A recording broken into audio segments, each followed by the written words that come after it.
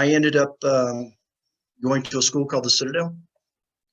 And from there, I joined the Marine Corps. And out of the Marine Corps, I was recruited by the CIA. And after the CIA, I started a nonprofit called the Association for the Recovery of Children. And I think everything that I learned pretty much in the clandestine service has allowed us to be very successful in our operations and in our training and pretty much tackling what is insurmountable odds out there now when it comes to child trafficking here in the United States and abroad. I'm trying to keep this as targeted as possible, but in some of the things that you did both in the military and the CIA, I'm sure you learned, to use the movie catchphrase, a lot of specialized skills that probably are not found other than with the elite operators, that you're able to do things that standard law enforcement, either through their own restrictions, legal and otherwise, you're probably able to, get in where others can't and be more effective as a result, I would assume. Is that the case? I think that's fair to say. I came out as a counterterrorism officer for the Marine Corps, and then I was in special operations in the CIA. I was ground branch and maritime. And for those in the community, they know where that is and what it is. I think that one of the great things about being in the special operations culture is that they run you through as much training as possible so that you can get in and out quickly, particularly in the clandestine service. As you're probably aware, it's not always a shoot 'em up kind of scenario. Undercover as a paramilitary case officer, you've got to be in a country, and most of the time you're not carrying a weapon with you. It wouldn't make sense. It would blow. It wouldn't be. It wouldn't match your cover story, so to speak. And so you learn to use a lot of tradecraft, whereby you're able to operate in plain sight, or in other words, while people are watching, you're still performing the deed, so to speak. And I think that's the mark of a really good spy or a good operator to some degree out of the CIA, and that you're able to actually be working and nobody thinks you're working. When it comes to other hard skills that maybe tier 1 operators get that are downrange, those apply also. I think situational awareness is probably one of the greatest things that we gather out there. As much as I'd like to say, the fact that you can shoot on target, that's a great thing in certain situations. But for ourselves, when we're rescuing children, most of the time we're not carrying a weapon in place. If we're in some oddball country trying to get an American out, that maybe it's Syria, and there's a threat of ISIS or terrorists, that might be another situation. But here in the United States, generally speaking, we're not armed. So that requires us to apply a lot of tradecraft that we learned from those previous organizations, and they have served us well. In addition to that, as a nonprofit, I'm not restrained by bureaucracy, meaning if I need a piece of technology that will allow me to go behind the veil to locate a kid or a perpetrator, I don't have to go up the chain of command. I don't have to wonder what the budget is, so to speak. Well, that's not true. I do have to worry what the budget is because everything costs. Right. But I don't have to worry about getting approvals from the government in order to go get the job done.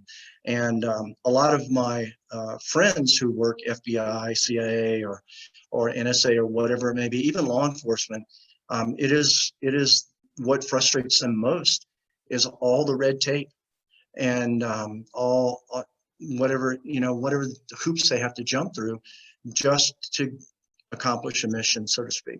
And we don't have to deal with that. So it does allow us to do things a little bit faster and more efficient, I think. I think, so many people in America hear the word human trafficking, and I'm not sure that everybody has all that great of an idea what that means. I think they often think of it as people from foreign lands coming here or coming to other Western countries, but there are a lot of scenarios where American children are kidnapped or sold or what have you, and they either stay domestically or they oftentimes find themselves overseas.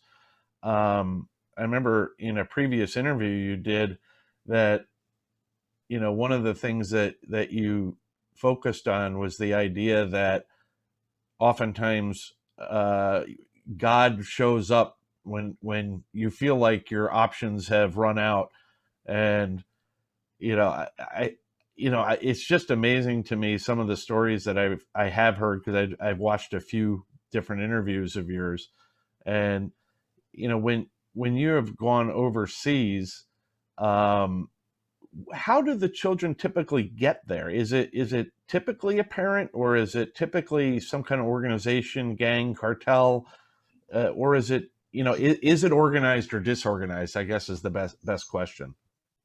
Yeah, well, let me start by saying this, and just to kind of jump on what you said about trafficking. Yeah, the word trafficking is becoming so used these days that people don't really understand what it really is. And when it comes to child trafficking, this is a better definition.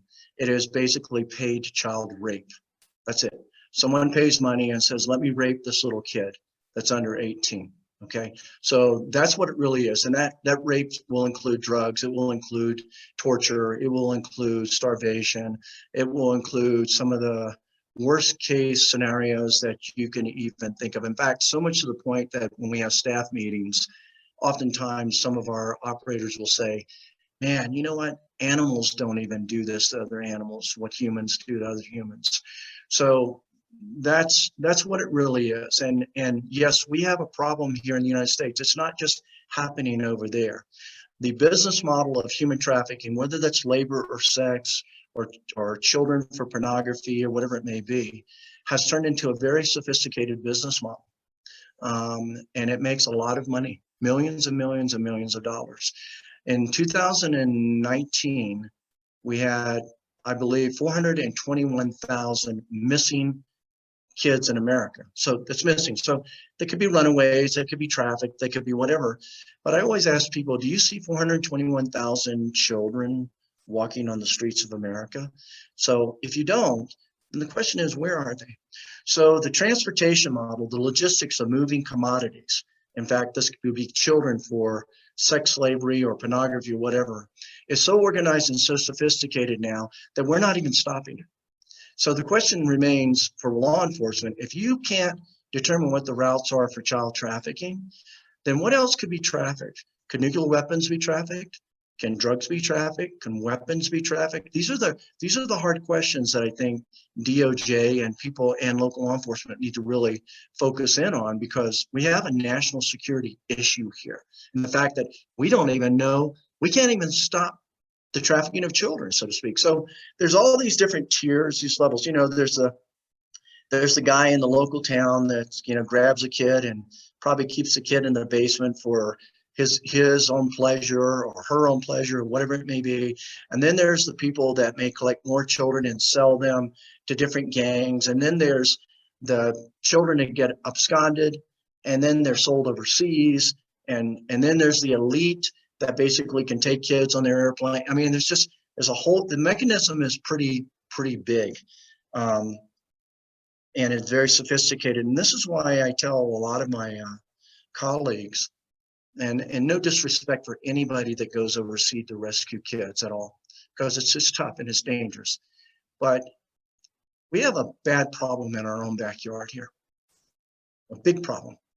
And I say 60% of the NGOs that claim to be doing awareness or claim to be going and getting kids aren't.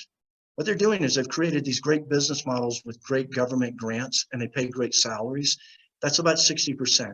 That leaves about 40% of people that are trying to do the right thing.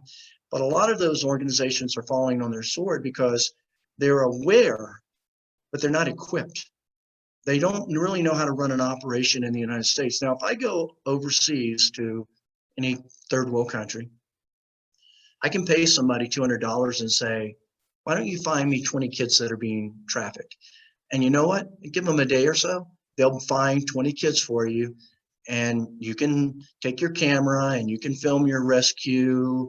And then when you leave there, the question is, where do the kids go? Well, they don't go to aftercare most of the time. Most of the time they go back to the traffickers, right? Wow. So I tell people, here's the challenge. You want to deal with the toughest of the toughest.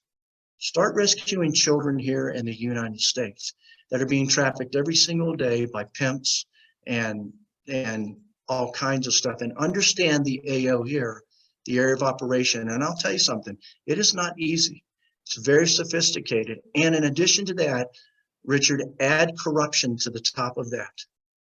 At the highest levels of our government, all the way down to the lowest levels of local government, it doesn't matter if there's doctors, preachers, law enforcement, teachers, the local taco stand, almost every area of society, you're going to find some trafficking of children.